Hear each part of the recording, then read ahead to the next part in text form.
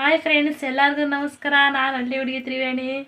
ನೋಡಿ, ನನ್ನ ಮಗಳು ಫುಲ್ ಬೇಜಾರು ಮಾಡ್ಕೊಬಿಟ್ಟಿದ್ಲು. ಫುಲ್ ಮಳೆ ಬರ್ತಿದೆ, ಆಚೆ ಬರೋ ಅಷ್ಟೊತ್ತಿಗೆ 8 ಗಂಟೆ ಆಗೋಯ್ತು ಮನೆಗೆ.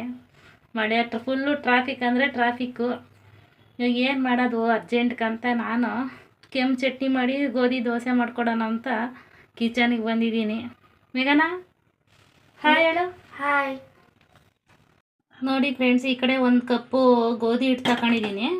ಸ್ವಲ್ಪ ಜೀರಿಗೆನ ಈ ಥರ ಹೊಸಬಿಟ್ಟು ಇದರಲ್ಲಿ ಹಾಕ್ತಾಯಿದ್ದೀನಿ. ರುಚಿ ತಕ್ಕಷ್ಟು ಉಪ್ಪು ಹಾಕ್ತಾಯಿದ್ದೀನಿ. ನೀರು ಹಾಕ್ತಾಯಿದ್ದೀನಿ 1 ಗ್ಲಾಸು. ಇದನ್ನು ಕಲಿಸ್ಕೊಂಡು ಗಂಟಿಲ್ಲ ಥರ ನೀಟಾಗಿ. ನೆಕ್ಸ್ಟ್ ಇನ್ನೊಂದು ಗ್ಲಾಸು ನೀರು ಹಾಕ್ಕೊತಾ ಇದ್ದೀನಿ. ಟೋಟಲ್ 2 ಗ್ಲಾಸ್ ನೀರು ಹಾಕಿದ್ದೀನಿ. ನೋಡಿ, ಚೆನ್ನಾಗಿ ಗಂಟಿಲ್ಲ ಥರ ಈ ಥರ ಸ್ಪೂನಲ್ಲೇ ನಾನು ಕಲಿಸ್ಕೊಂಡಿದ್ದೀನಿ. ಇದನ್ನು ಸೈಡ್ಗೆ ಎತ್ತಿಕೊಳ್ಳೋಣ 10 ನಿಮಿಷ. ನೆಕ್ಸ್ಟು ನಾನು ಕೆಂಪು ಚಟ್ನಿ ಮಾಡ್ತಾಯಿದ್ದೀನಿ. ಕೆಂಪು ಚಟ್ನಿ ಮಾಡೋದು ಹೇಗೆ ಅಂತ ತೋರಿಸ್ತೀನಿ ನಾನಿಲ್ಲಿ ಸ್ಟೆಪ್ ಬೈ ಸ್ಟೆಪ್ಪು. ಎಲ್ಲೂ ವಿಡಿಯೋ ಸ್ಕಿಪ್ ಮಾಡಿದೆ ನೋಡಿ ಕೊನೆವರೆಗೂ. ಬಾಣಲಿ ಇಟ್ಕೊಂಡಿದ್ದೀನಿ. ಸ್ವಲ್ಪ ಎಣ್ಣೆ ಹಾಕ್ತಾಯಿದ್ದೀನಿ, 1 ಸ್ಪೂನ್ ಅಷ್ಟು. 1-2 ಈರುಳ್ಳಿ ಈ ಥರ ಹಚ್ಕೊಂಡು ಹಾಕ್ತಾಯಿದ್ದೀನಿ ನಾನು.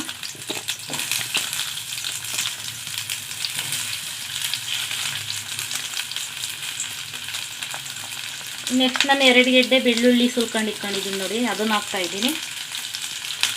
ನೆಕ್ಸ್ಟು ನಾನು ಖಾರಕ್ಕೆ ತಕ್ಕಷ್ಟು 1 ಮೆಣಸಿನ್ಕಾಯಿ ಹಾಕ್ತೀನಿ. ಖಾರ ತಿನ್ನಂಗಿದ್ರೆ ಸ್ವಲ್ಪ ಜಾಸ್ತಿನೇ ಹಾಕ್ಕೊಳ್ಳಿ. ಈರುಳ್ಳಿ, ಬೆಳ್ಳುಳ್ಳಿ, 1 ಮೆಣಸಿನ್ಕಾಯಿ ಚೆನ್ನಾಗಿ ಎಣ್ಣೆಯಲ್ಲಿ ರೋಸ್ಟ್ ಮಾಡ್ಕೊಳ್ಳೋಣ ಕೆಂಪಗೆ. ನಮ್ಮ ಚಿಕ್ಕ ಹುಡುಗರಾಗಿ ನಮ್ಮ ಅಮ್ಮವ್ರು ಇದೇ ಥರ ಮಾಡ್ತಾಯಿದ್ರು ಕೆಂಪು ಚಟ್ನಿ, ತುಂಬ ಚೆನ್ನಾಗಿರೋದು.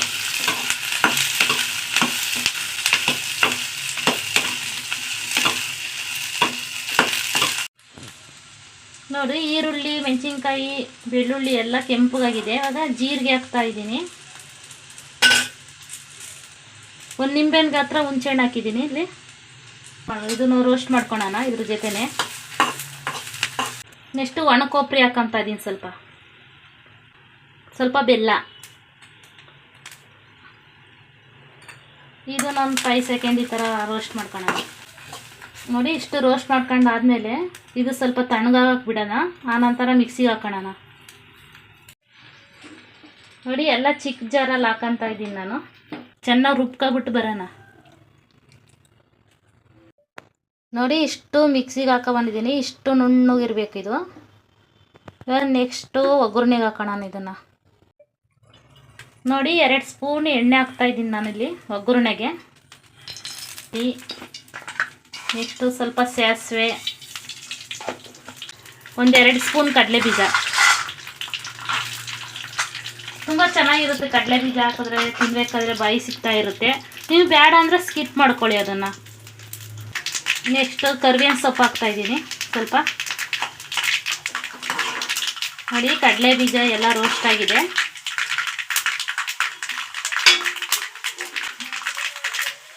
ರುಬ್ಬಿರೋ ಅಂತ ಇದು ಹಾಕ್ತಾಯಿದ್ದೀನಿ ಮಸಾಲೆಗಳಲ್ಲಿ. ನೆಕ್ಸ್ಟು ನಾನು ರುಚಿಗೆ ತಕ್ಕಷ್ಟು ಉಪ್ಪು ಹಾಕ್ತಾಯಿದ್ದೀನಿ. ಲಾಸ್ಟಲ್ಲಿ ಹಾಕ್ತಾಯಿದ್ದೀನಿ ಉಪ್ಪು ನಾನು.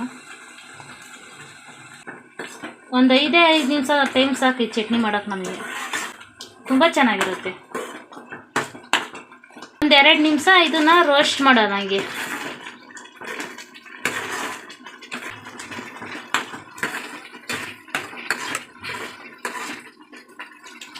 ಚಟ್ನಿ ಆಯಿತು, ಕೆಂಪು ಚಟ್ನಿ.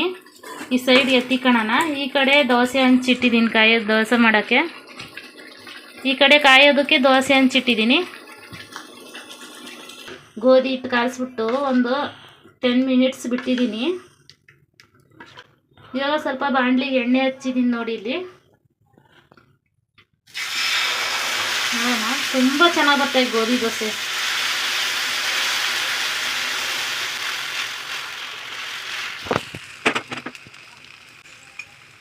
ಸ್ವಲ್ಪ ಮೇಲೆ ಈ ಥರ ಎಣ್ಣೆ ಹಾಕ್ತಾಯಿದ್ದೀನಿ ಒಂದು ಸ್ವಲ್ಪ.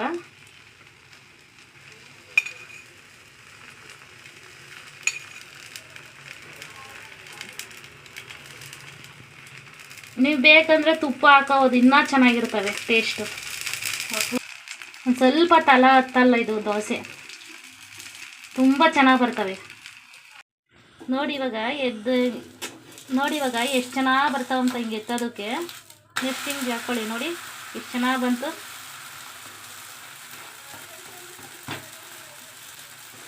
ನಮ್ಮ ಅಕ್ಕಿ ದೋಸೆಕ್ಕಿಂತ ಚೆನ್ನಾಗಿರ್ತವೆ ಇವು ಗೋಧಿ ದೋಸೆ.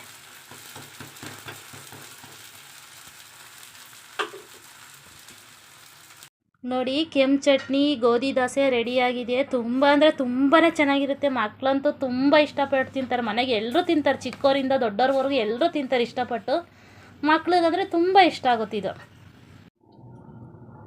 ಇದೇ ಥರ ಕೆಂಪು ಚಟ್ನಿ ಗೋಧಿ ದೋಸೆ ನಿಮ್ಮ ಮನೆಯಲ್ಲೂ ಮಾಡಿ ಹೇಗಿದೆ ಅಂತ ಕಮೆಂಟ್ ಮಾಡಿ. ನಮ್ಮ ವಿಡಿಯೋ ಇಷ್ಟ ಆದರೆ ಲೈಕ್ ಮಾಡಿ, ಚಾನಲ್ ಸಬ್ಸ್ಕ್ರೈಬ್ ಮಾಡಿ. Thank you.